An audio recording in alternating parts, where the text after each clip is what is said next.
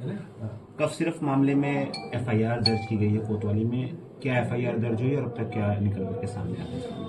देखिए, अभी जैसा आपको विदित है कि ड्रग इंस्पेक्टर साहब जो हैं जौनपुर के, उनके द्वारा 12 नवंबर से लेकर 19 नवंबर तक एक इंस्पेक्शन करी गई, जिनमें उन्होंने 12 जो मेडिकल कंपनीज हैं, ये मेडिकल स्टोर हैं या फार्मा कंपनी है, इनको जब इंस्पेक्ट किया तो पाया गया कि एक शेली ट्रेडर्स जो कि रांची की कंपनी है, उनके द्वारा इन 12 मेडिकल स्टोर्स या फार्मा कंपनी को नियरली 37 लाख कफ सिरप के डब्बे दिए गए, जो बॉटल्स होती हैं, जिसका मूल्य नियरली 57 करोड़ है।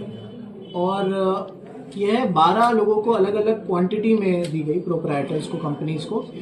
और जब इसके बारे में इंस्पेक्शन में पाया गया, जो हम तक तहरीर पहुंची है कि यह सिर्फ लिखा पढ़ी में हुआ है, तो यह शेली ट्रेडर्स द्वारा जौनपुर के मेडिकल स्टोर्स को सिर्फ लिखा पढ़ी में दिखाया गया, जबकि कोई खपत जौनपुर में जो कफ सिरप कोडीन युक्त फेंसिडिल है उसकी हुई नहीं है।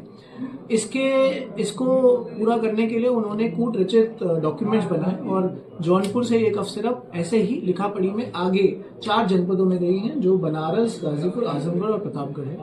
तो एक तरह से देखा जाए, जो पाया गया है तहरीर द्वारा कि शेली ट्रेडर्स रांची की जो कंपनी है, रांची, बिहार, वेस्ट बंगाल की तरफ ही इनकी खपत की गई है, और वो किस तरीके से करी गई वो जांच का विषय है।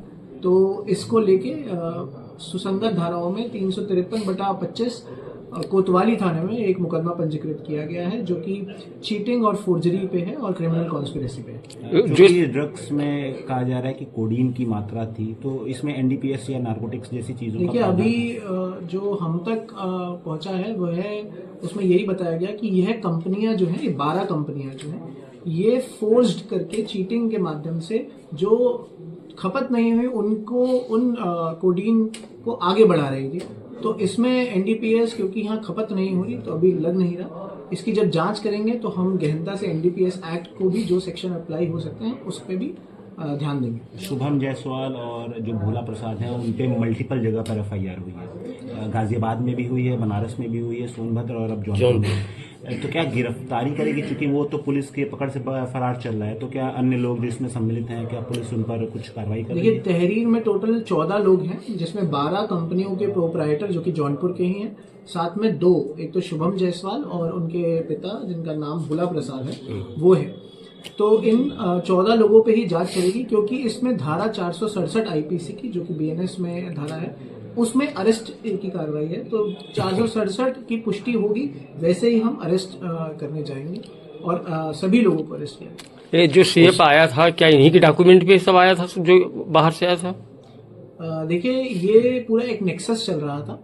इसमें मैं बताना चाहूंगा कि ये नेक्सस ऐसे चल रहा था कि सिर्फ लिखा पढ़ी में दिखाया जा रहा था। तो लिखा पढ़ी में ही जौनपुर में दिखाया गया है अलग अलग कंपनियों को। जैसे एक कंपनी को सबसे ज्यादा जो है वो 12 करोड़ की वैल्यू की एक कंपनी को दी गई फेंसिडिल, और एक को 10 करोड़, बाकी 1 करोड़ 2 करोड़ ऐसे ऐसे, ये सिर्फ लिखा पढ़ी में। तो लिखा पढ़ी में है तो फिर जाता कहाँ था?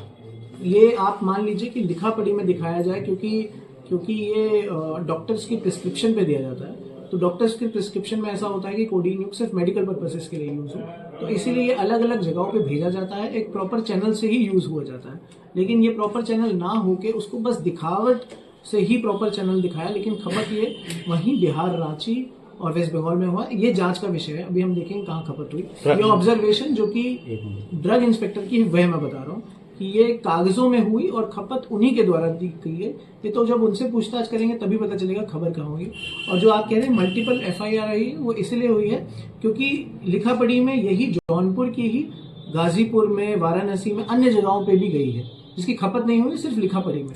तो अगर वहां भी लिखा पढ़ी में हुआ तो वहां भी कोई मुकदमा लिखा जाएगा। क्या पुलिस को ये नहीं लगता है कि इस मामले में जो औषधि विभाग है वो भी कहीं ना कहीं जांच के दायरे में आना चाहिए, क्योंकि ना कोई इंस्पेक्शन हुआ इधर बीच, और जब ये मामला प्रकाश में आने लगा उसके बाद उन जगहों पर औषधि विभाग द्वारा छापेमारी की गई, तब जाके पता चल रहा है कि ये फर्म सिर्फ कागज पे एग्जिस्ट कर रही है, ना कोई गोडाउन है, ना कुछ है। उनको लाइसेंस कैसे दिया, ये विभागीय मामला है, लेकिन इतना बड़ा चूंकि ये ड्रग से जुड़ा हुआ मामला है, तो क्या आपको नहीं लगता है इसमें इन्वॉल्वमेंट जो है वो औषधि विभाग की भी है? देखिए, ये सभी जांच का विषय। हमारे पास जो तहरीर आई है, मैं बस तहरीर की बातें आपको, जैसे ही तहरीर जब एफआईआर में दर्ज होती है, तभी एक इन्वेस्टिगेटिंग ऑफिसर है जो हर एक बिंदु की जांच करेगा।